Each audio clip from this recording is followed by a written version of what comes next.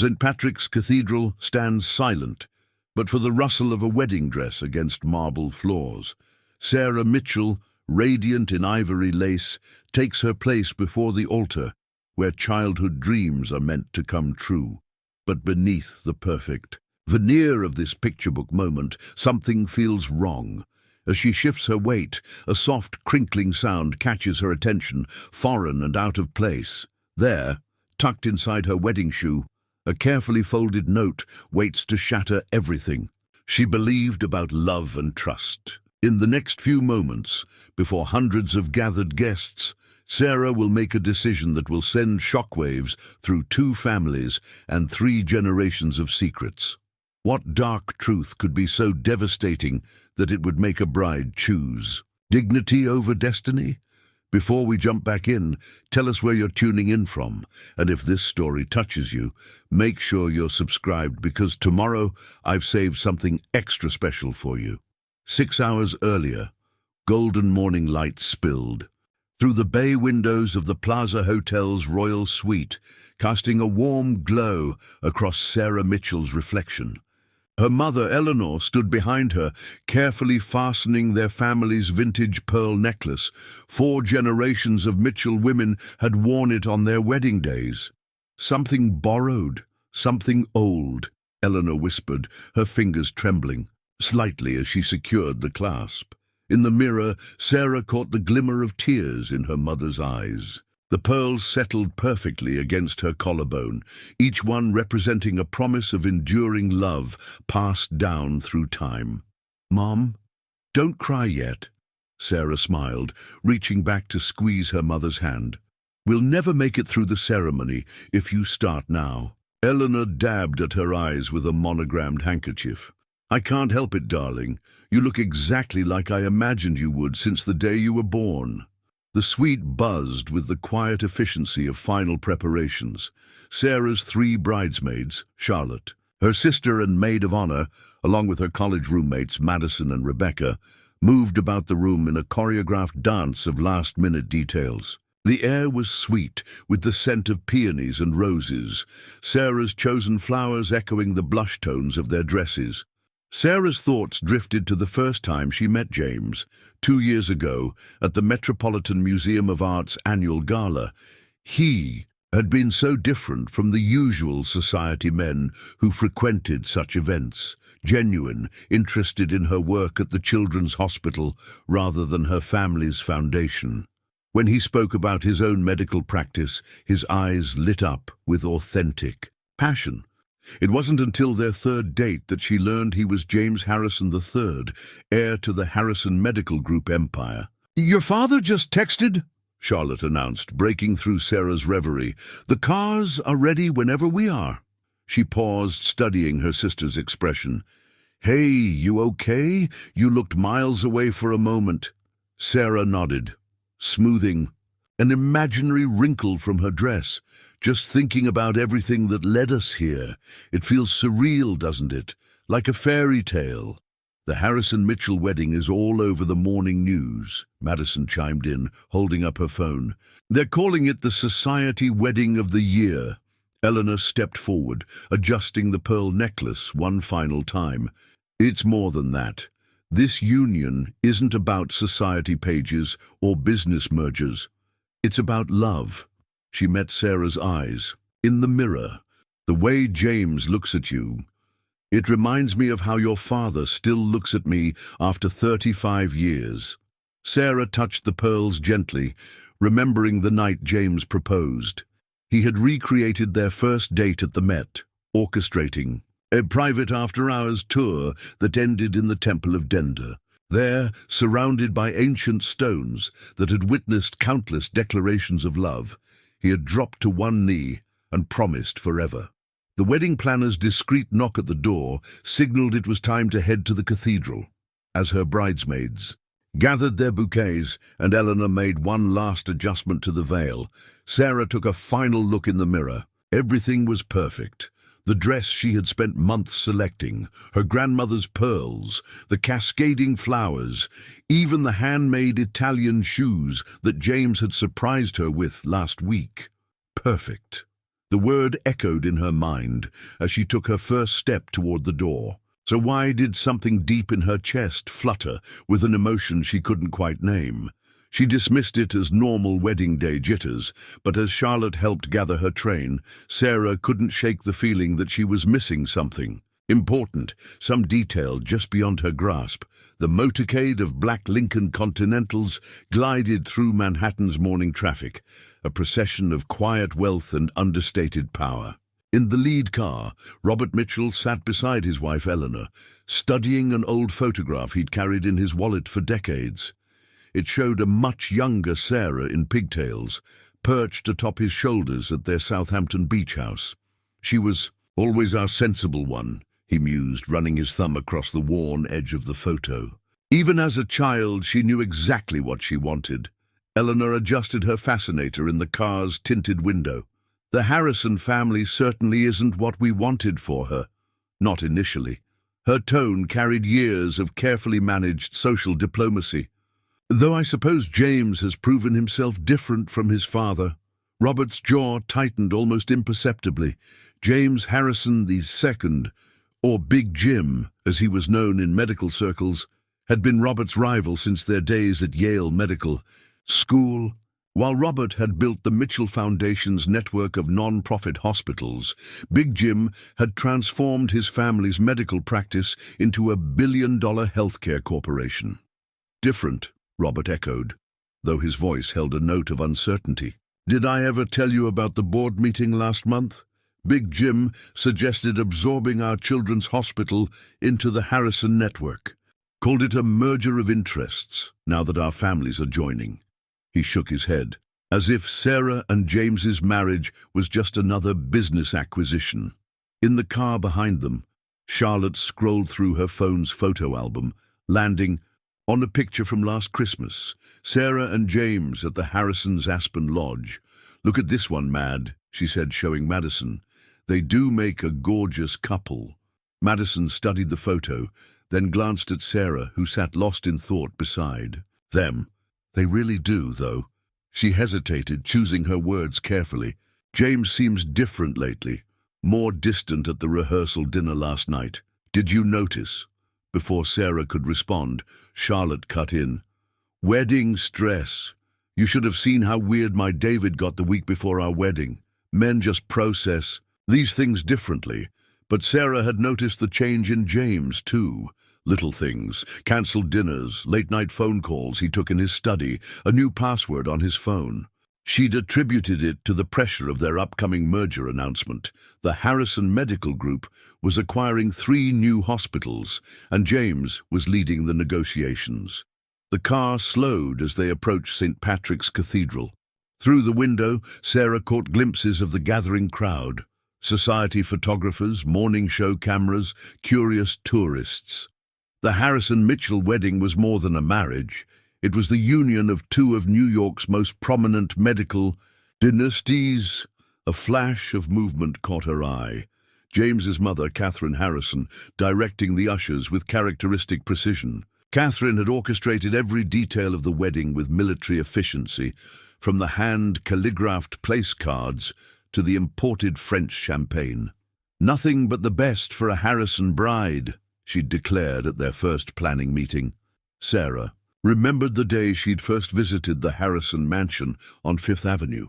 Catherine had given her a tour, pointing out the portraits of Harrison brides through the generations. They all knew what was expected of them, Catherine had said, her voice carrying the weight of tradition. The Harrison name comes with certain responsibilities. The car came to a stop, and Sarah felt her stomach tighten. Through the cathedral's open doors, she could see the flowers, thousands of white blooms, transforming the sacred space into a garden of earthly perfection. Everything was exactly as planned, exactly as expected. So why did her mother's words about James being different from his father echo so persistently in her mind? And why did she keep returning to that strange moment last week when she'd overheard James in his study, his voice sharp with an emotion she'd never heard before? It has to be today. She can't He'd stopped abruptly when she knocked, greeting her with a smile that didn't quite reach his eyes. The driver opened her door, and the sounds of the waiting crowd washed over her. Charlotte appeared at her side, ready to help with her train. "Ready, sis?" Sarah nodded, pushing away her thoughts. This was her fairy tale ending, wasn't it? The joining of two great families, a love story for the society pages. Everything was perfect, wasn't it? The memory of last night's rehearsal dinner surfaced as Sarah climbed the cathedral steps. It had been held in the grand ballroom of the Pierre Hotel, another carefully orchestrated event that had gone perfectly, almost too perfectly, until that strange moment just before dessert. James had excused himself to take a phone call, something about a hospital acquisition. Sarah had been deep in conversation with his cousin Michael, a resident at Massachusetts General, when she noticed Catherine Harrison's expression change. The Harrison matriarch was staring at her phone, her perfectly composed facade cracking, for just a moment before she excused herself from the table. "You know what's funny?" Michael had said, swirling his wine thoughtfully. "I could have sworn James was in Chicago last week, but then I saw him at MGH on Wednesday. Same day he told you he was in meetings in London, wasn't it?" Before Sarah could process this discrepancy, James had returned, his hand possessive on her shoulder. "Michael," he'd said, his voice carrying an edge she'd never heard before, "isn't it time you headed back to Boston? Those residence hours are brutal, aren't they?" Michael had given Sarah an odd look before departing, leaving her with questions she hadn't dared to ask. Now, standing in the cathedral's vestibule, that moment played over in her mind alongside of the small inconsistencies she'd noticed but dismissed. The guest list had been another source of subtle tension. When Sarah suggested inviting Dr. Chen, her mentor from the Children's Hospital, Catherine had smoothly intervened. "The cathedral has strict capacity limits, dear. We have to prioritize family and close friends." Yet somehow there had been room for dozens of Harrison Medical Group board members and potential investors.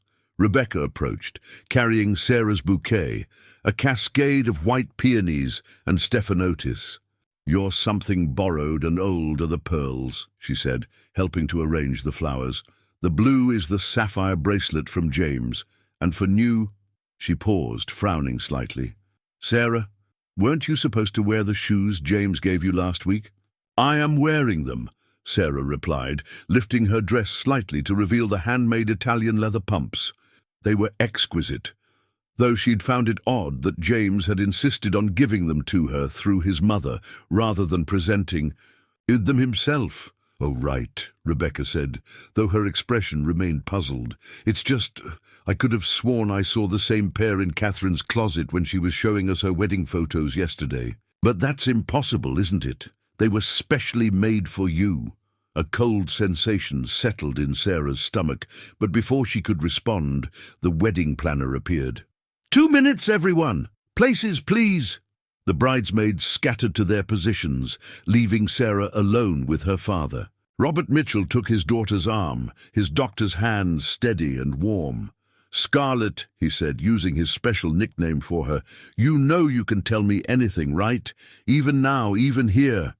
Sarah looked up at her father, surprised by the concern in his voice. "Dad?" He hesitated, then spoke quietly. "Last night, after the rehearsal dinner, I saw James with someone in the hotel bar, a woman. They seemed intimate. When I asked Big Jim about it, he said it was a pharmaceutical rep, but—" The wedding march began to play, its familiar notes echoing through the cathedral. Sarah felt her father's arm tense slightly. "We don't have to do this, sweetheart. No matter what's been spent, no matter what's been arranged, if something doesn't feel right—" "Everything's fine, Dad," Sarah interrupted, forcing a smile. But as they took their first step down the aisle, she felt the weight of all these small moments, the inconsistencies, the strange phone calls, the mysterious meetings, pressing down on her like the cathedral's vaulted ceiling. 300 faces turned to watch her progress, expressions of joy and celebration frozen in place.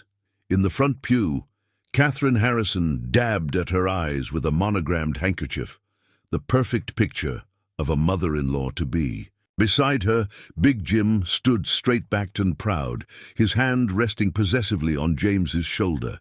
James. Her James. He smiled at her from the altar, handsome in his bespoke tuxedo, everything a bride could dream of. Yet somehow, in this moment, he seemed like a stranger. The walk down the aisle seemed to stretch into infinity. Each step brought a new memory, unbidden and urgent, demanding to be examined. Sarah's mind raced back to 3 nights ago, when she'd discovered something that had made her stomach turn. She'd been in James's study, looking for a phone charger, when she'd accidentally knocked over his briefcase. As she'd gathered the scattered papers, a hospital letterhead had caught her eye, not from Harrison Medical Group, but from Mount Sinai. The letter mentioned a temporary reassignment and confidential personnel transfer, dated just 2 weeks ago. But James had never mentioned any changes at work. In fact, he'd been talking about expanding his practice at Harrison Medical just that morning. The memory shifted to what happened next. The sound of James's key in the door had sent her scrambling to replace the papers. When he'd entered the study, she'd been sitting innocently on the leather sofa, her heart pounding. He'd kissed her cheek and asked what she was doing there. "Just needed a charger," she'd said, watching his face carefully. "You could have asked me, darling." His tone had been light, but she'd noticed how quickly he'd moved to secure his briefcase, checking its contents with what seemed like barely concealed anxiety. Now, halfway down the aisle, Sarah felt her father's arm trembling slightly against hers. Was he thinking about what he'd seen in the hotel bar? The woman James had been with? Sarah had asked Charlotte to do some discreet investigating, and her sister's text this morning had been cryptic. "Need to talk to you. Important." Before ceremony. But Catherine had kept Sarah surrounded by relatives and photographers all morning, and Charlotte hadn't managed to get her alone.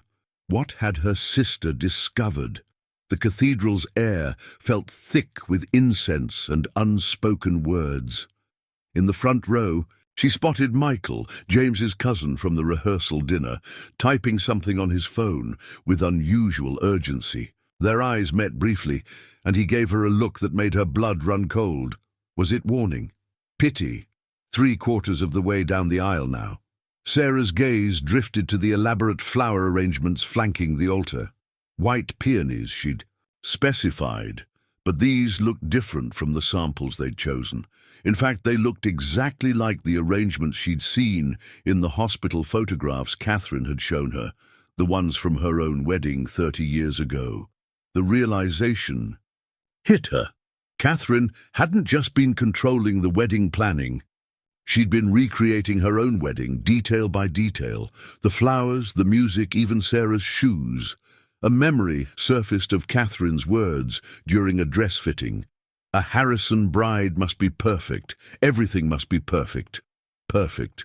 The high word had become a prison.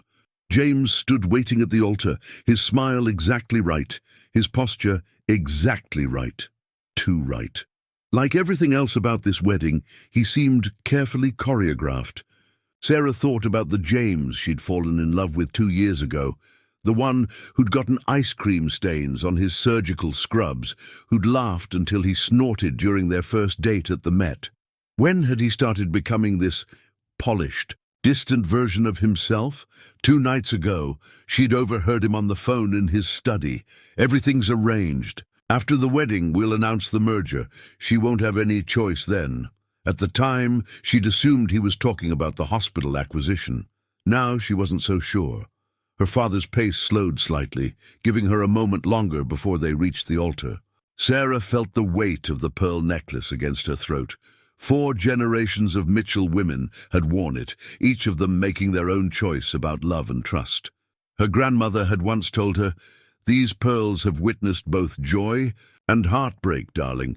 They've seen women walk toward their destiny, and others walk away from mistake." The shoes James had given her, Catherine's shoes she now realized, pinched slightly with each step. Inside them, something crinkled against her right foot. She'd noticed it earlier, but dismissed it as a paper insert or protective packaging. Now, though, the sound seemed to echo with each step, like a tiny voice trying to get her attention. 10 steps from the altar. James extended his hand, ready to receive her from her father. His signet ring caught the light. The Harrison family, crest gleaming in gold and onyx. Behind him, she could see Catherine's satisfied smile, Big Jim's triumphant stance. They looked less like family welcoming a bride than shareholders closing a deal. 5 steps. Sarah felt something shift inside her shoe. Definitely paper, definitely not supposed to be there. The sensation triggered a memory from this morning. She'd seen Catherine slip into the bridal suite while everyone else was busy with the photographer. At the time, Sarah had assumed she was just checking on the preparations, but now, 3 steps. James's hand remained extended, waiting. Sarah noticed a slight tremor in his fingers, a bead of sweat at his temple, despite the cathedral's efficient air conditioning. He knew something she didn't. They all did. 2 steps. The paper in her shoe pressed more insistently against her foot. Whatever it was, it held a truth someone wanted her to find at exactly this moment, in front of 300 witnesses, when it would be most devastating. 1 step. Sarah stopped. In the sudden stillness, she could hear her heart pounding, could feel 300 guests holding their breath, could sense her father's grip tightening supportively on her arm. "Sarah," James whispered, his perfect smile cracking just slightly. "What are you doing?" She looked into his eyes, searching for the man she'd fallen in love with, but all she saw was Catherine's son, Big Jim's heir, the perfect Harrison groom playing his part in an elaborate performance. With trembling fingers, she reached down and slipped off her right shoe. As Sarah's fingers closed around the folded paper in her shoe, time seemed to slow. The cathedral's hushed atmosphere grew thick with anticipation, but her mind swept her back to the early days of her relationship with James, searching for signs she might have missed. Their first real conversation at the Met Gala had been about a painting, Monet's Bridge Over a Pond of Water Lilies. James had surprised her with his knowledge of Impressionism, speaking passionately about the way light could change everything you thought you knew about a scene. "It's all about perspective," he'd said, his eyes bright with genuine enthusiasm. "What looks solid from one angle might be completely different when you shift your point of view." Now, standing before the altar with her shoe in hand, those words took on a different meaning. She remembered the day, 6 months into their relationship, when James's behavior first shifted. It was subtle. A cancelled dinner here, a missed call there. She'd gone to surprise him at his office, carrying soup because he'd said he was working late. The security guard's confused look still haunted her. Dr. Harrison left hours ago with his mother. Catherine had smoothed it over the next day. "James was helping me with a sensitive hospital board matter, dear. We didn't want to worry you with business concerns." The explanation had seemed reasonable at the time. After all, the Harrisons were known for their discretion in business matters. But there had been other moments. The night James proposed, she'd caught him checking his phone repeatedly, as if waiting for an important message. When she'd questioned him, he'd laughed it off, just making sure everything's perfect for you. The word perfect again, Catherine's favorite adjective. Their engagement party had been another carefully orchestrated Harrison production. Sarah remembered standing beside James as Catherine introduced them to an endless parade of hospital administrators and board members. "The future of Harrison Medical Group," Catherine had said repeatedly, her hand gripping James's arm just a little too tightly. One conversation from that night stood out now with startling clarity. She'd overheard Big Jim talking to an elderly board member. "The Mitchell Foundation's Pediatric Research Division alone is worth the investment. Once the merger is complete..." He'd stopped abruptly upon seeing her, switching smoothly to congratulations. About the engagement ring on her finger suddenly felt heavy. She'd always thought it strange that James had chosen a ring so similar to Catherine's, the same cut of diamond, the same platinum band. He'd claimed it was to honor family tradition, but now she wondered, had he chosen it at all? A week ago, she'd found a receipt in James's study while looking for stamps. It was for her engagement ring, but the date was wrong. It had been purchased 3 months before they even met. When she'd mentioned this to James, his explanation came too quickly. "I knew you were the one the moment I saw you at a foundation event. I bought the ring and waited for the right moment to pursue you." Romantic, she'd thought at the time. Calculated, she realized now. Sarah's father shifted beside her, his doctor's hand steady on her arm. He'd tried to warn her in his gentle way. "The Harrisons," he'd said months ago, "they have a different way of looking at relationships. To them, marriage is more merger than meeting of hearts." The paper crinkled in her fingers as she straightened up, still holding her shoe. James's expression had transformed from practiced concern to something darker, more urgent. Catherine had half risen from her seat, her perfectly arranged features showing the first cracks of genuine alarm. "Sarah," James whispered, reaching for her hand. "Whatever that is, we can discuss it privately, after the ceremony." But Sarah's mind caught on one final memory. Last week, in the children's ward of her hospital, she'd been reading to her favorite patient, 7-year-old Lucy, when James had come to pick her up for dinner.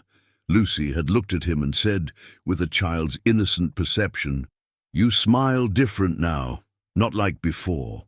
Out of the mouths of babes, Sarah thought, her fingers tightening around the folded paper. Everything looked different now, seen in the harsh light of accumulated memories rather than the soft glow of orchestrated perfection. The paper felt heavy in Sarah's hands, but before she could unfold it, a cascade of ignored warnings flooded her consciousness.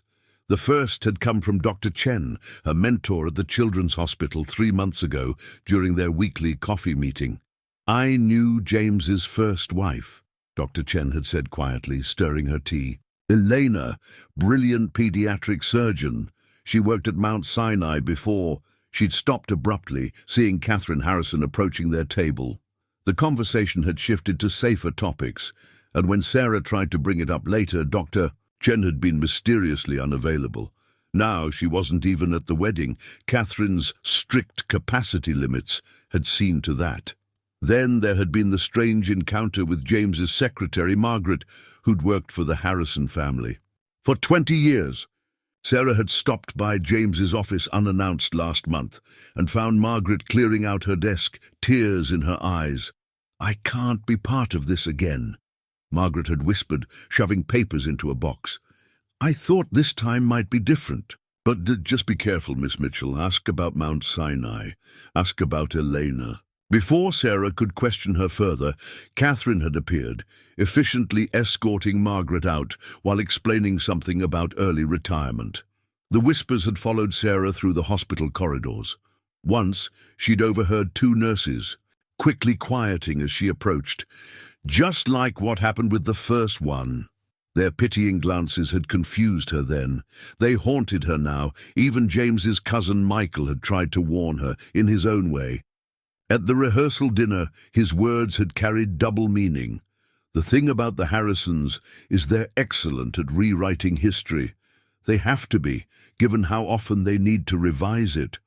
A week ago, Charlotte had discovered an old society page article while helping Sarah archive family newspapers. The headline had caught her attention.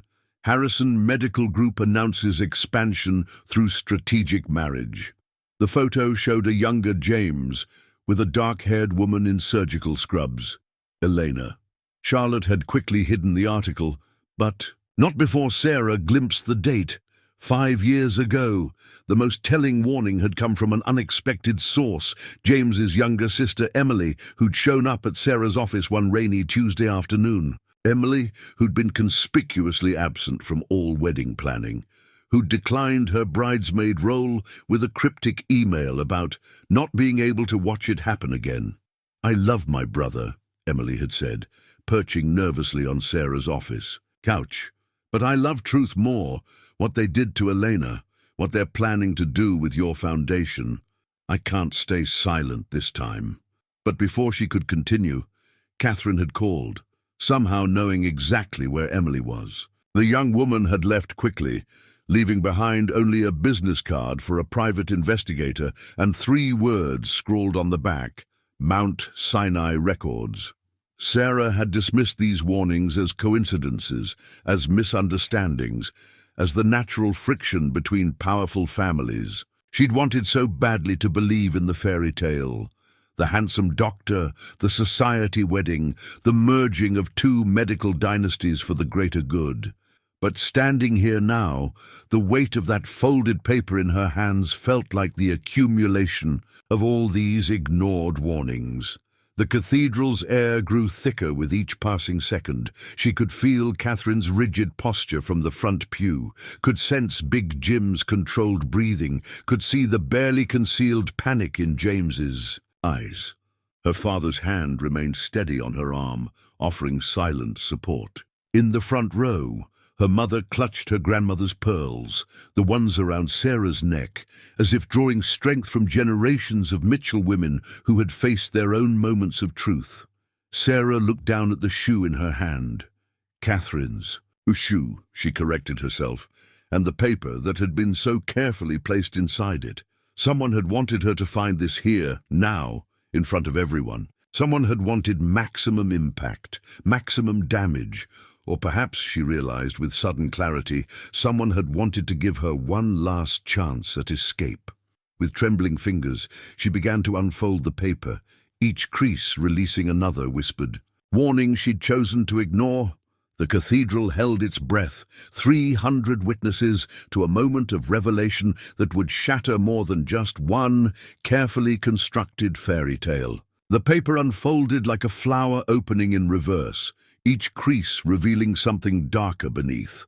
Sarah recognized the letterhead immediately, Mount Sinai Hospital. Her eyes scanned the first few lines, and her world tilted on its axis.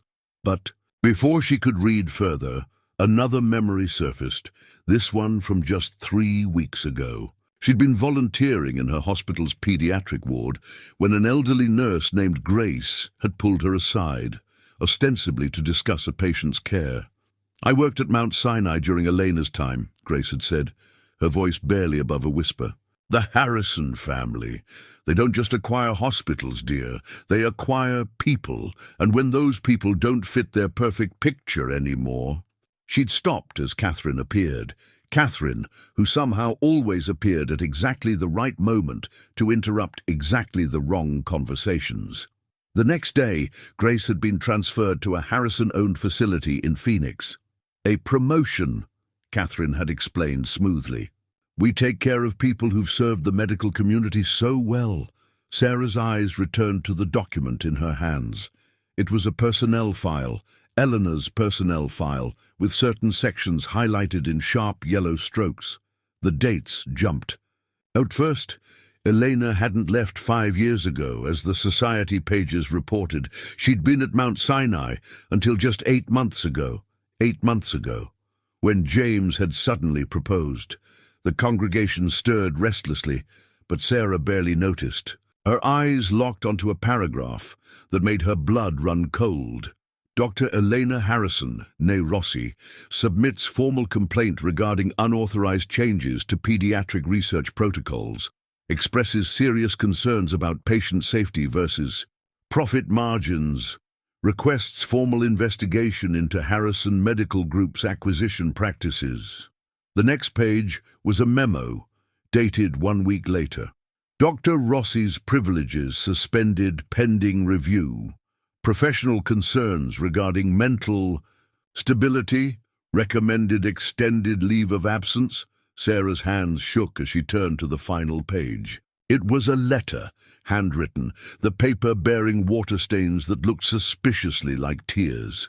"To whoever finds this, they're going to say I was unstable, that I imagined things.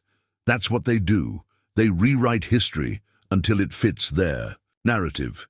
but I have proof of what the Harrison Medical Group is really doing with their acquisitions, how they bury research that doesn't support their profit margins, how they silence anyone who questions their methods. I thought I could change things from the inside. James promised we would reform the system together, but then Catherine showed me my place, just like she'll show you yours. A Harrison bride isn't a partner. She's an acquisition. Look into the Mitchell Foundation's Pediatric Research Division. That's what they really want. Your father's breakthrough treatment protocols would be worth billions if they could be monetized. That's why James courted you. That's why Catherine chose you. That's why the letter ended abruptly, as if the writer had been interrupted. At the bottom was a single line in different handwriting. She's not the first. Don't let her make you. The next.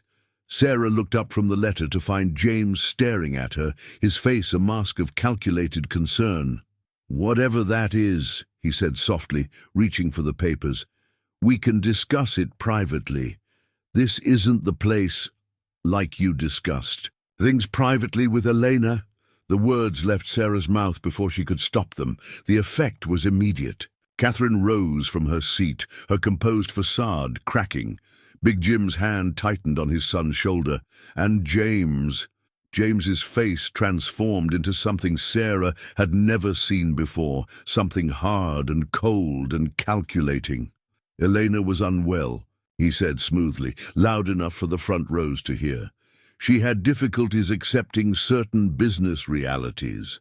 Business realities. Sarah's voice carried in the cathedral's perfect acoustics.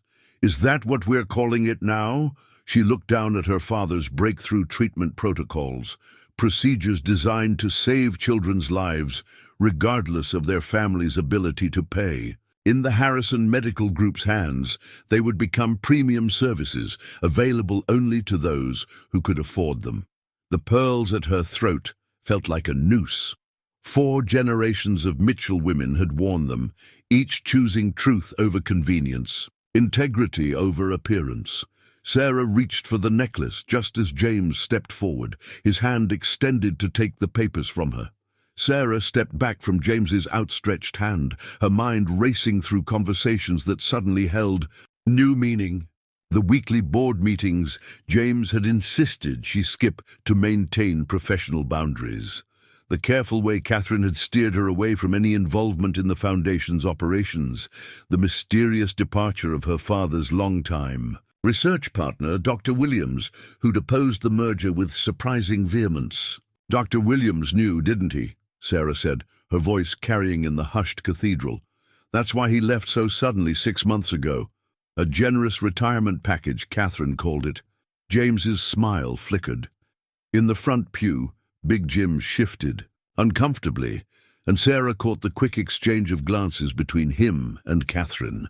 She remembered Dr. Williams's last day, how he'd tried to speak with her privately before Catherine smoothly intercepted, citing urgent wedding planning. "Details. Your father's research partner was resistant to progress," Catherine said now, her voice precise and carrying, "just like Eleanor was.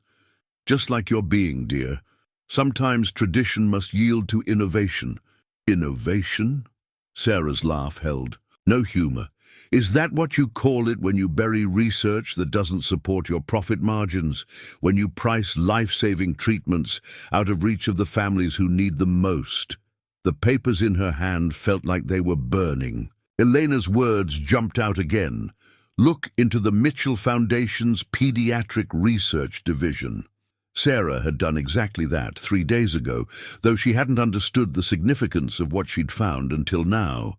Her father's breakthrough protocol, a revolutionary treatment for childhood leukemia, had produced remarkable results with minimal side effects. More importantly, it used generic medications, making it accessible to families regardless of their insurance coverage.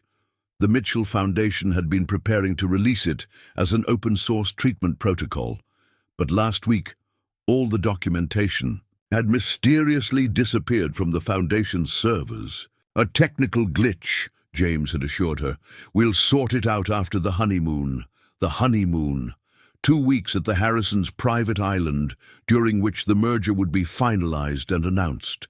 By the time they returned, the Mitchell Foundation's board would be restructured, its research division absorbed into Harrison Medical Group. "Elena tried to warn me," Sarah said, meeting James's eyes. "That day I saw her at Mount Sinai. It wasn't a coincidence, was it?" "She wasn't there for a consultation. She was trying to reach me." James's mask slipped further. "Elena was troubled," he said, but his voice lacked conviction. "She couldn't accept that medicine is a business. Medicine is about healing." The words burst from Sarah with unexpected force. "That's what my father taught me. That's what the Mitchell Foundation stands for. But you—" She turned to address the assembled guests, many of them doctors and hospital administrators. "How many of you know what really happened to Elena's research? Her findings about the side effects of that new Harrison Medical Group drug? The one that's now being marketed as a breakthrough treatment at 10 times the cost of existing medications?" Murmurs rippled through the congregation. In the third row, Sarah spotted Dr. Chen, who had somehow managed to attend despite Catherine's guest list manipulation. The older doctor's eyes held a mixture of pride and concern. "Enough," Catherine's voice cut through the whispers. She stood, elegant and terrible, in her perfectly tailored suit. "Sarah, dear, you're obviously overwhelmed. Wedding day nerves are perfectly natural. Let's take a moment in the bride's room to compose ourselves."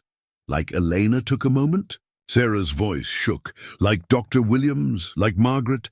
How many people have you silenced, Catherine? How many careers have you destroyed to protect your perfect image?" The papers trembled in Sarah's hands. The final page of Elena's letter caught her eye again. "Don't let her make you the next." But there was something else there, something she hadn't noticed before. In the corner, barely visible, was a sequence of numbers, coordinates, Sarah realized. The location where Elena had hidden her real research, her real findings. She looked up at James, seeing him clearly for the first time. Not the charming doctor who'd swept her off her feet, but Catherine's carefully crafted creation.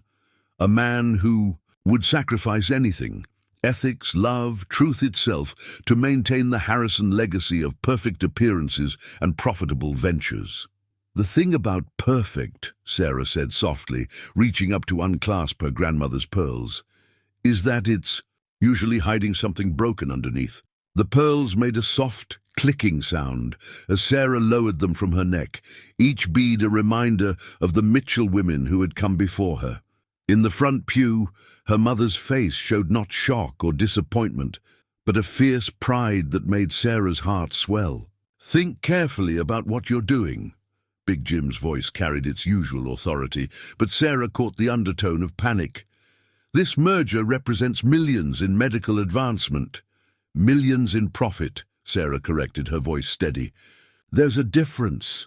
She turned to the assembled guests, many of them doctors who had worked with both families. "Did you know that the Mitchell Foundation's new leukemia protocol has a 93% success rate, using generic medications that cost less than $100 per treatment?" A rustle went through the crowd. Sarah continued, her voice growing stronger. "The Harrison Medical Group's revolutionary treatment, 87% success rate with documented severe side effects. Cost, $50,000 per treatment." "But those studies were buried, weren't they, Catherine? Just like Eleanor was buried." "Eleanor is fine," Catherine snapped, her composed facade cracking further. "She's taking an extended rest in our private facility in Switzerland." "Switzerland?" Sarah's laugh was bitter. "Is that what you're calling the psychiatric ward at Mount Sinai now? The one where Eleanor was committed after she threatened to go public with her findings?" James stepped forward, his face a mask of practiced concern. "Sarah, darling, you're upset. These allegations are completely unfounded, like the allegations about the missing research data." Sarah held up her phone, displaying an email she'd received that morning from Dr. Williams. "Your IT team is good, James, but my father's old. Research partner is better. He kept backups of everything. The color drained from Big Jim's face. Catherine's hand flew to her throat, a gesture Sarah had seen so many times before, always when things weren't perfectly under control. The coordinates in Elena's letter, Sarah continued, watching James's expression carefully. They led to a safety deposit box. Inside was a USB drive with all her original research data, plus recordings of every board meeting where you and your father discussed how to bury her findings, how to discredit her if she went public. In the second row, James's sister Emily sat up straighter, tears streaming down her face. "I tried to tell you," she whispered, though whether to Sarah or to her brother wasn't clear. Sarah felt her father's gentle squeeze on her arm, support, protection, pride. She thought of little Lucy in the children's ward, whose parents had been struggling to afford treatment. Lucy, who might have benefited from the Mitchell protocol if it hadn't been conveniently lost in the merger preparations. The Mitchell Foundation was never just about profit, Sarah said, her voice carrying to the cathedral's vaulted ceiling. It was about helping people, all people, not just those who could afford to pay Harrison Medical Group's prices. Catherine stepped into the aisle, her voice honey-sweet but her eyes cold as steel. "Sarah, dear, perhaps we should discuss this privately. After all, every family has its disagreements. We can work this out together, as family." "Family?" Sarah's hand tightened around Elena's letter.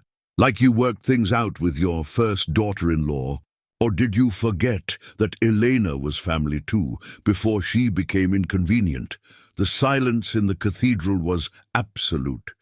Sarah could feel the weight of 300 gazes, could sense the moment teetering between exposure and suppression, between truth and carefully crafted lies. James moved closer. His voice dropped to a whisper meant only for her. "Think about what you're throwing away. The prestige, the influence, the ability to really make a difference in medicine." "I am making a difference," Sarah replied, matching his whisper. "Right now." She looked into his eyes, searching one last time for any trace of the man she'd thought she loved. "Elena asked me to tell you something, James. She said to remind you of what you promised that night in the hospital chapel, before Catherine got involved, before you chose the Harrison legacy over your conscience." James's carefully constructed facade cracked, just for a moment, revealing something raw and pained underneath. But before he could respond, Catherine's voice cut through the tension like a surgical blade. "Enough of this nonsense," she declared, reaching for Sarah's arm. "Guards, please escort Miss Mitchell to the bride's room. She's clearly overwhelmed. Don't touch her." The voice rang out clear and strong, surprising everyone, including Sarah, as Charlotte rose from her seat, phone in hand. "I think it's time everyone saw this." Without waiting for a response, Charlotte nodded to Michael, James's cousin, who pulled out a small remote. The cathedral's audio-visual system, installed for recording the ceremony, hummed to life, and the large screens meant to show the wedding to the back rows flickered on. A security camera video began playing. The timestamp showed last night just after the rehearsal dinner. The hotel bar came into focus, showing James in an intense conversation with a woman Sarah had never seen before. "That's not the pharmaceutical rep your father mentioned," Sarah said quietly, watching James's face drain of color. "That's Harrison Medical Group's head of legal affairs, isn't it? The one who handled Elena's commitment papers." The video had no audio, but the body language was clear. James handed the woman a thick envelope. She checked its contents, nodded, and passed him a small flash drive in return. "Footage from Mount Sinai's security cameras," Charlotte explained, her voice carrying in the hushed cathedral, "showing exactly how Elena was escorted to the psychiatric ward. Michael helped me obtain it." Catherine's perfectly manicured hands clenched into fists. "This is absurd. That video could be doctored, could be anything, like Elena's psychological evaluation was doctored." Sarah's father spoke for the first time, his doctor's voice carrying the weight of decades of respect in the medical community. "I received some interesting documents this morning from my colleagues at Mount Sinai. The original evaluation showed no signs of mental instability. The revised version, submitted after a substantial donation from Harrison Medical Group, told a very different story. Sarah watched as the video continued, showing James making a phone call. Even without audio, she recognized his expression, the same one he'd worn when telling her about Elena's unfortunate breakdown. "There's more," Michael said, his voice heavy with guilt. "Elena wasn't the first. 5 years ago, another doctor at a Harrison-acquired hospital threatened to expose similar practices. She disappeared to a wellness retreat in Arizona. Never practiced medicine again. The screens went dark, but the damage was done." Whispers rippled through the congregation, growing louder as doctors and hospital administrators began connecting dots, remembering other mysterious departures, other buried research. "You don't understand," James said, but his voice had lost its smooth confidence. "The medical industry requires compromises for the greater good." Greater good? Sarah's voice cracked with emotion. "Like compromising the life expectancy of children because their families can't afford your marked-up treatments. That kind of greater good?" She turned to Catherine, seeing the older woman's practiced poise fracturing under the weight of exposed truth. "You know what I don't understand? Why put the note in my shoe? Why orchestrate this public revelation?" A small smile played at Catherine's lips, cold and calculated. "Because, my dear, if you found it privately, you might have quietly walked away. But this way?" She gestured to the assembled guests, the rolling cameras, the journalists who had been invited to cover New York's society wedding of the year. "This way, you've destroyed both families. The Mitchell Foundation will never recover from this scandal. Your father's research will be tied up in litigation for years. Sometimes the best defense is mutual destruction." The words hit Sarah like physical blows, but she stood straighter, gripping her grandmother's pearls. "You're wrong. The truth doesn't destroy, Catherine. It cleanses." She faced the congregation, seeing not just society's elite, but doctors who had dedicated their lives to healing, administrators who had once believed in something more than profit margins. Everything Elena discovered, everything she documented, it's all being uploaded to every major medical journal right now. Dr. Williams made sure of that. The Mitchell Foundation's original research, the true efficacy studies, the pricing structures, all of it. Sarah's phone buzzed with incoming notifications as the story broke across medical news sites. In the pews, guests were already pulling out their phones, reading, sharing, bearing witness. James took a step toward her, his face a complex mix of anger, fear, and something that might have been regret. "Sarah, please." But Sarah wasn't looking at him anymore. Her eyes were fixed on the cathedral's great doors, which had slowly begun to open. Sunlight streamed in, along with the sound of approaching sirens. And in the doorway stood a figure Sarah recognized from the photographs. Elena, very much not in Switzerland, very much not unstable, and very much ready to testify. Elena's entrance sent shockwaves through the cathedral. She walked down the aisle with measured steps, her head held high, followed by 2 FBI agents and Dr. Williams. Catherine's face went ash-white, while Big Jim reached for his phone only to find it dead, along with every other Harrison family device in the building, Sarah realized. Charlotte's doing, no doubt, but it was James's reaction that caught Sarah's attention. He wasn't looking at Elena or at the approaching federal agents. His eyes were fixed on the note in Sarah's hands, the note that had started everything, and his expression wasn't one of shock or fear. He was smiling. "Read it," he said softly, his voice carrying an emotion Sarah had never heard from him before. "Read it now, before my mother tries to stop you. Please." Sarah unfolded the note fully, her hands trembling. The handwriting wasn't Elena's as she'd assumed. It wasn't Catherine's either, it was James's. "Dear Sarah, by the time you read this, Elena will have arrived with the FBI. Everything you've discovered, the research files, the security footage, the coordinated exposure, it's all been part of a plan. A plan 2 years in the making. A plan I've been working on since the night Elena came to me with her discoveries, and I made the biggest mistake of my life by choosing the Harrison legacy over the truth. I couldn't save Elena then. I watched as my mother destroyed her career, her reputation, her life. I watched as the woman I had loved, the brilliant doctor who had reminded me why I chose medicine in the first place, was systematically dismantled by the Harrison machine. By the time I found my courage, it was too late.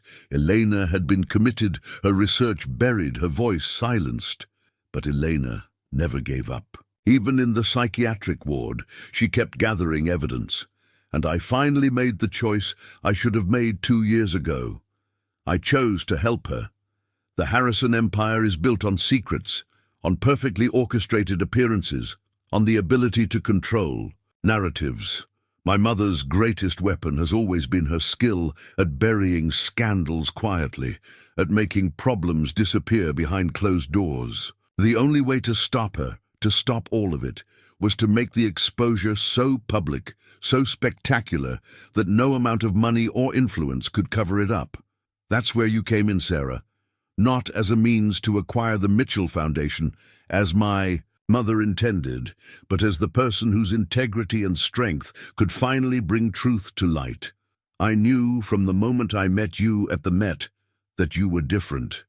You saw medicine the way it should be seen, as a calling, not a business. Your work at the Children's Hospital, your father's research protocols, your unwavering commitment to helping those who couldn't afford Harrison Medical Group's prices.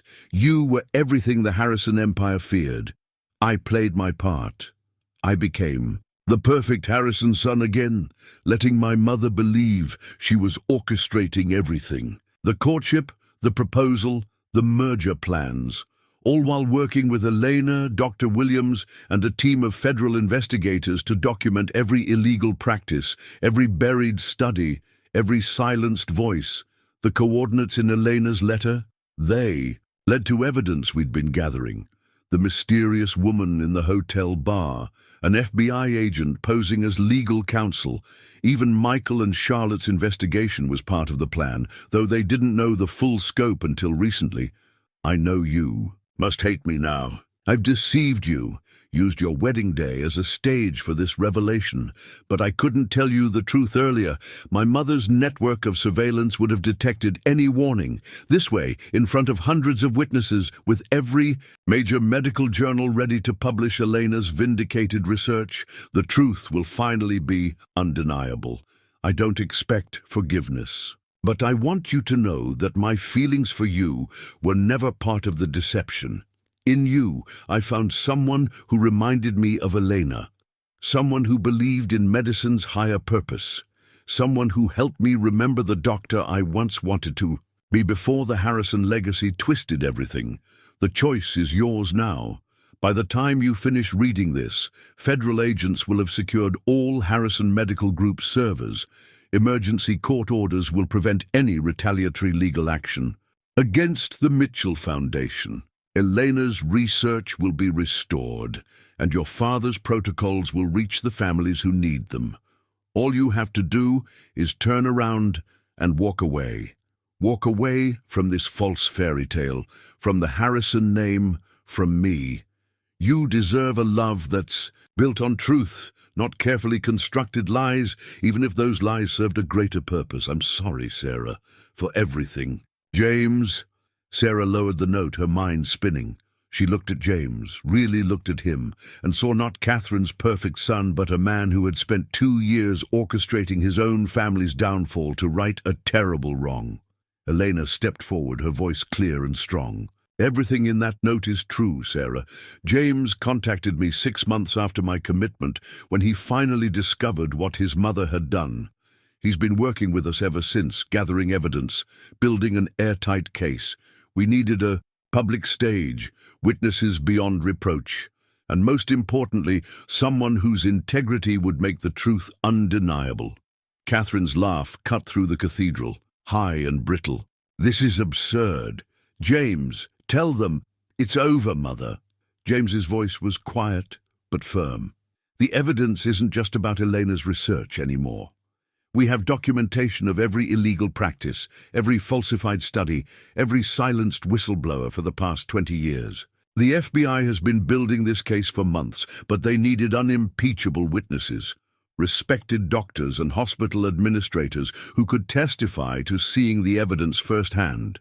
He gestured to the assembled guests. Which you've just given them. Sarah's father stepped forward, placing a hand on her shoulder. You knew? She asked him. He nodded. For the past month. When James came to me with evidence of what the Harrisons had planned for our foundation, let's just say it confirmed suspicions I'd had for years. But we needed ironclad proof, and we needed it to be public. Sarah turned back to James, seeing him clearly for the first time. Not as the perfect Harrison son, not as the charming doctor who'd swept her off her feet, but as someone who had finally chosen truth over legacy, justice over appearance, redemption over power. The sound of handcuffs clicking echoed through the cathedral as federal agents moved toward Catherine and Big Jim.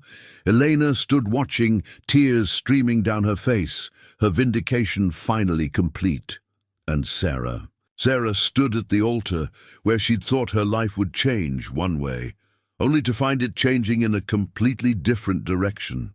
The note in her hands held not just the exposure of the Harrison Empire, but the revelation of a deeper truth. Sometimes the greatest acts of love come disguised as betrayal. The cathedral erupted into chaos. Reporters who had come expecting to cover New York's society wedding of the year were now witnessing its biggest medical scandal instead. Camera flashes exploded like lightning as Catherine Harrison was led away. In handcuffs, her perfect composure finally shattered. "You fool," she screamed at James, her voice echoing off the vaulted ceiling. "Everything I did for you, for our legacy." "Your legacy," James replied quietly, "is written in the lives you destroyed, in the children who died because their families couldn't afford our treatments, in the doctors you silenced, in the truth you buried." Big Jim lunged forward suddenly, reaching for Elena's throat. "You little witch! You couldn't just stay quiet, could you? Couldn't just take the money and—" 2 FBI agents tackled him before he could reach her. As they wrestled him to the ground, a flash drive fell from his pocket, the one Sarah had seen him receive in the hotel bar video. Dr. Williams quickly retrieved it, holding it up. "More evidence, I presume? Of all the other doctors you've silenced over the years?" Sarah stood rooted to the spot, her mind struggling to process everything. The note in her hands felt both lighter and heavier now. Lighter for revealing the truth, heavier for the weight of what that truth meant. She looked at James, seeing the cost of his deception written in the lines of his face. "Why didn't you tell me?" she whispered as he approached her. "Why make me believe, make me feel—" "Because you needed to react genuinely," he said softly. "Your real shock, your real anger, it had to be authentic. Catherine would have seen through anything less. She spent decades reading people, manipulating reactions. The only way to beat her was with absolute truth." Elena stepped forward, her dark eyes full of understanding.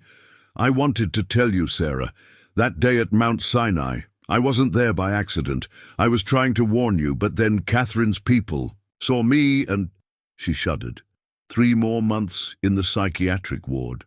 But it was worth it. We knew then that you were the key. Your reputation for integrity, your father's research, your position in society. You were the perfect witness." Sarah's father appeared at her side, holding her grandmother's pearls that she had removed earlier. "The Mitchell Foundation's work will continue," he said firmly. "And now, thanks to this exposure, no one will be able to bury our research again." Charlotte pushed through the crowd, her phone displaying breaking news headlines. "Harrison Medical Group scandal exposed at society wedding. Whistleblowers reveal decades of medical fraud. FBI raids Harrison offices nationwide." The cathedral doors burst open again as more federal agents entered, accompanied by teams of forensic accountants and medical investigators. They moved efficiently through the space, collecting evidence, taking statements from shocked guests. Sarah watched as Catherine was led past her toward the door. The older woman stopped, her designer dress creased, her perfect hair now disheveled. "You think this is a victory?" she hissed. "You think exposing all this will change anything? The system runs on profit, dear. Always has, always will." "You're wrong," Sarah replied, finding her voice at last. "Medicine runs on healing, on hope, on doctors who remember their oath to do no harm, and after today, it will run on truth." James stepped closer to Sarah, but maintained a respectful distance. "I understand. If you never want to see me again," he said quietly. "What I did, using our relationship, the wedding, it was necessary but unforgivable." Sarah looked at him, really looked at him, seeing not the perfect Harrison son or the undercover whistleblower, but simply a doctor trying to right a terrible wrong. "You could have chosen differently," she said. "After Elena, you could have just walked away, started fresh somewhere else." "No," he replied, his voice heavy with certainty. "I couldn't. Not after seeing what my silence had already cost. Some things are worth losing everything for." The weight of his words hung in the air between them, accompanied by the continuing chaos of arrests, photographs, and rising voices. Sarah clutched her father's hand, feeling the strength of generations of Mitchell doctors who had chosen healing over profit, truth over convenience. The wedding altar stood abandoned now, its perfect flowers and elegant decorations a stark contrast to the scene of justice being served. Sarah's white dress caught the light streaming through the stained glass windows, creating patterns that seemed to shift and change, much like the truth itself had shifted and changed this day. But one truth remained constant: the Mitchell Foundation's mission would continue. And perhaps, Sarah thought as she watched James being led away by federal agents to give his official statement, some kinds of love were more complicated than simple fairy tales could contain. The cathedral had become a storm center of activity, with 300 guests transformed from wedding spectators into witnesses of medical history. In the front pews, hospital administrators who had long suspected Harrison Medical Group's practices were already giving statements to federal agents. Doctors who had seen their research buried or modified were stepping forward, years of enforced silence finally breaking. "I knew something was wrong with those drug trials," Dr. Peterson, chief of pediatrics at Manhattan General, declared loudly. "The success rates they claimed were statistically impossible, but when I questioned it, they threatened your funding," Elena finished, approaching him. "Just like they did to everyone who asked questions." Sarah watched as more doctors joined the conversation, their voices rising with shared experiences of manipulation and threats. A prominent oncologist from Boston described how his research, showing dangerous side effects, had mysteriously disappeared. A hospital board member admitted to being pressured into approving overpriced treatments. Near the altar, Emily Harrison sat alone, tears streaming down her face. Sarah approached her, still wearing her wedding dress, now somewhat rumpled from the morning's events. "I tried to tell you," Emily whispered, "in my own way, but James made me promise to wait. He said timing was everything." "Did you know?" Sarah asked. "About Elena? About all of it?" Emily nodded. "I was in medical school when it happened. Watched Elena go from this brilliant, passionate doctor to someone they labeled unstable overnight. James was different after that, harder, colder. I thought he'd become like mother. But now," she looked toward where her brother stood with federal agents. "He was planning this the whole time." The cathedral doors opened again, admitting a flood of additional media. Sarah recognized reporters from major medical journals, their faces alight with the biggest story of the decade. Smartphones captured every moment, every reaction, every tear and revelation. Charlotte appeared at Sarah's side, holding up her phone. "It's trending worldwide," she reported. Medical boards across the country are announcing emergency reviews of all Harrison Medical Group research. 3 major hospitals have already suspended their contracts. Dr. Williams approached, carrying a thick folder. "Your father's original research protocols," he said, handing them to Sarah. "The versions Catherine tried to bury. We've already sent copies to every major children's hospital in the country. By tonight, dozens of families will have access to affordable treatment options they were told didn't exist." Sarah thought of little Lucy in her hospital's pediatric ward, whose parents had been draining their life savings to pay for Harrison-approved treatments. "How many children?" she asked quietly. "How many families couldn't afford?" "Too many." James's voice came from behind her. He had finished his initial statement to the FBI and looked exhausted, the weight of his 2-year deception finally showing. "That's what broke me in the end. Not just what they did to Elena, but watching children suffer because my family's greed put life-saving treatments out of reach." A commotion near the entrance drew their attention. Catherine, being led to a waiting federal vehicle, had begun, laughing, a high, unnatural sound that echoed through the cathedral. "You think this changes anything?" she called out. "The whole system is built on profit. Every hospital, every insurance company, every pharmaceutical board, they'll never let you give away treatments for free." "Maybe not." Sarah's father stepped forward, his voice carrying the authority of decades in medicine. "But we can make them accessible. We can choose healing over profit margins. We can remember why we became doctors in the first place." The assembled medical professionals, many of them leaders in their fields, began nodding. Sarah could see new connections forming, alliances building, as doctors who had been silenced found their voices again. A young resident whom Sarah recognized from her hospital approached James cautiously. "Those pediatric cancer protocols you developed last year," she said, "the ones that mysteriously disappeared from our database, did you keep copies?" James smiled for the first time that morning. "Elena did, along with every other breakthrough that Harrison Medical Group buried because they couldn't patent it or price it high enough." Sarah watched as more doctors gathered around James and Elena, sharing stories, comparing notes, rebuilding what Catherine had tried to destroy. The cathedral, meant to witness the merger of 2 medical dynasties, was instead witnessing the birth of something else. A return to medicine's true purpose. Through the stained glass windows, morning sunlight created patterns on the floor like scattered puzzle pieces finally falling into place. The truth, Sarah realized, had its own kind of healing power. The truth, once unleashed, had a momentum of its own. As federal agents continued gathering statements, Elena stepped onto the cathedral's altar steps, her voice cutting through the chaos with surgical precision.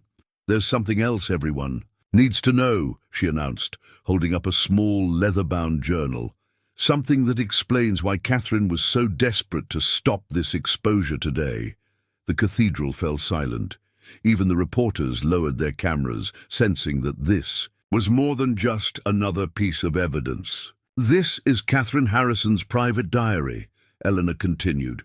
"James found it 3 months ago in her private safe. It details every decision, every manipulation, every crime, going back 30 years. She opened the journal, her hands steady, including the real reason Harrison Medical Group was founded. James moved to stand beside Elena, his face grave.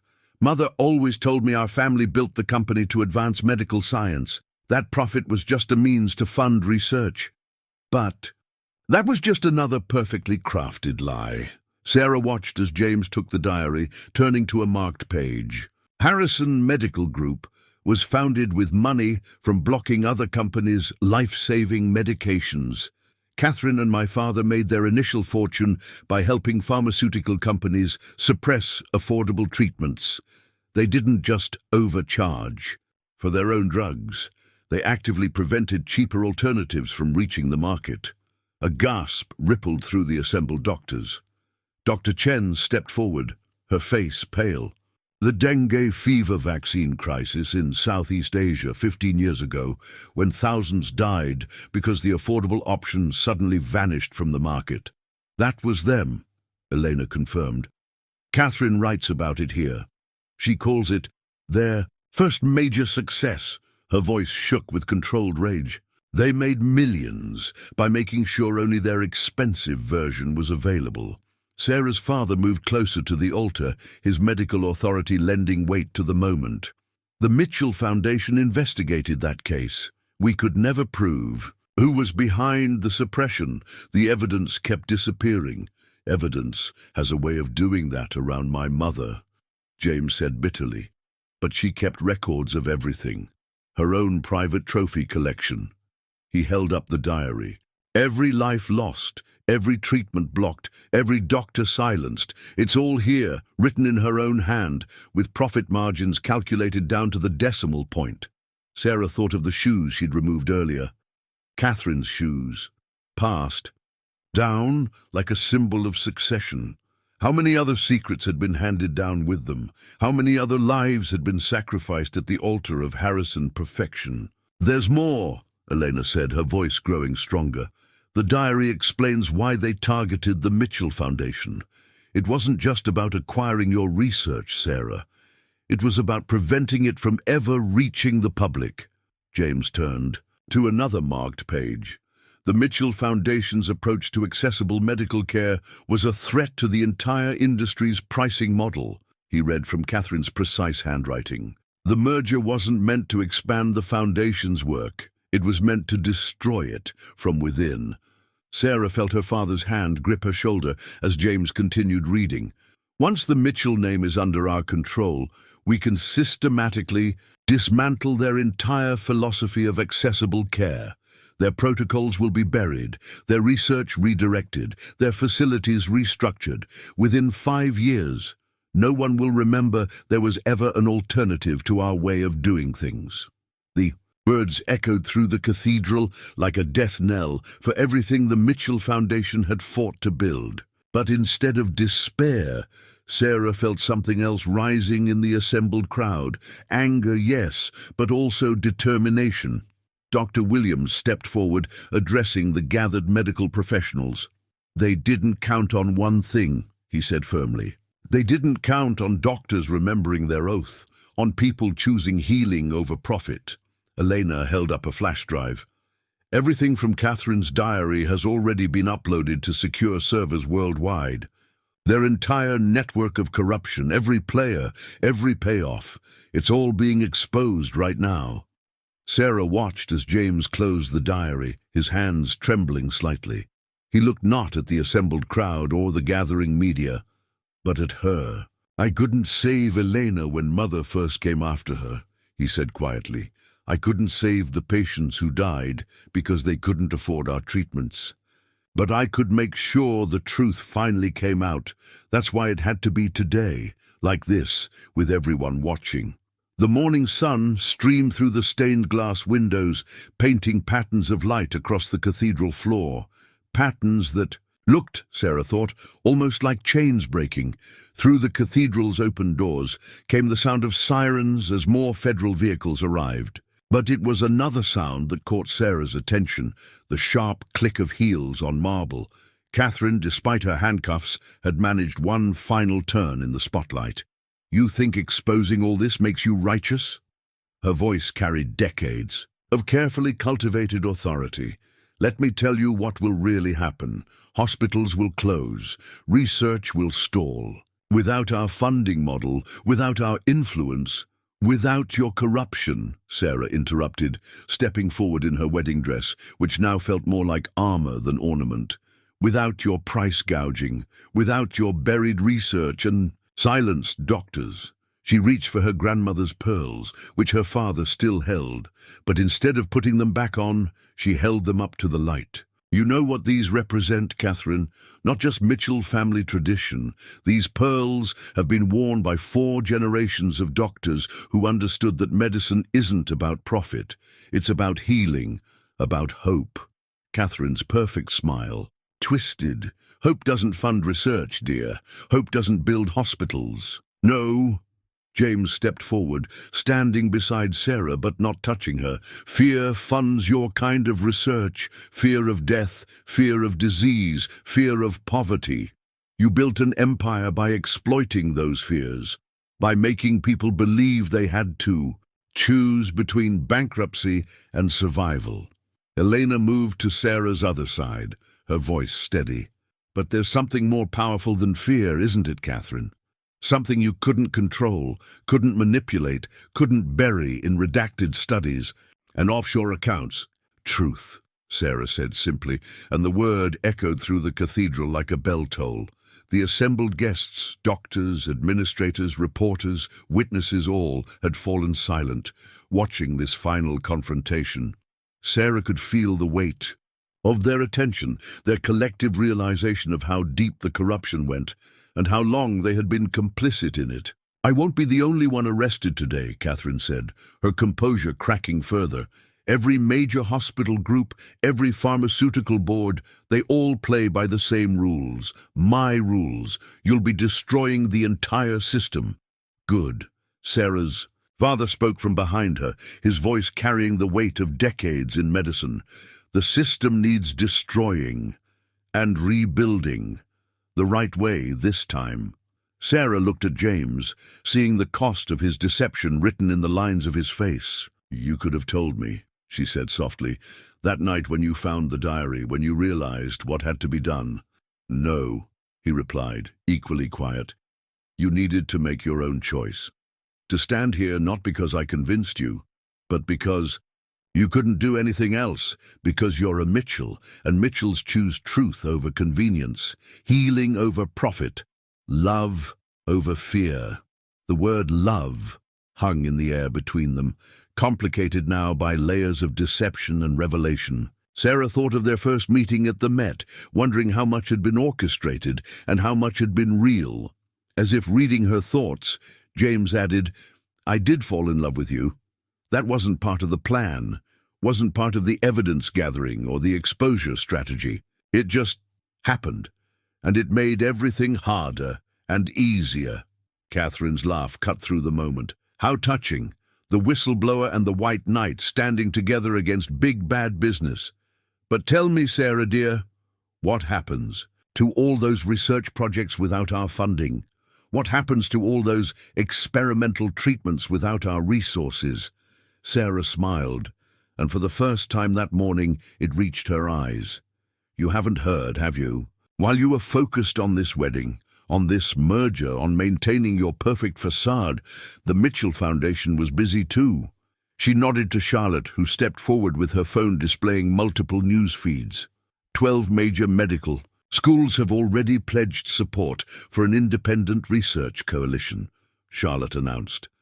Dozens of hospital groups are joining an affordable care initiative. Hundreds of doctors are coming forward with suppressed research, with treatment protocols you buried, with evidence of kickbacks and cover-ups. You didn't just expose corruption today, Sarah said, watching Catherine's face as understanding dawned.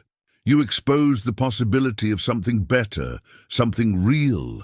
She turned to address the assembled crowd, her voice carrying to every corner of the cathedral.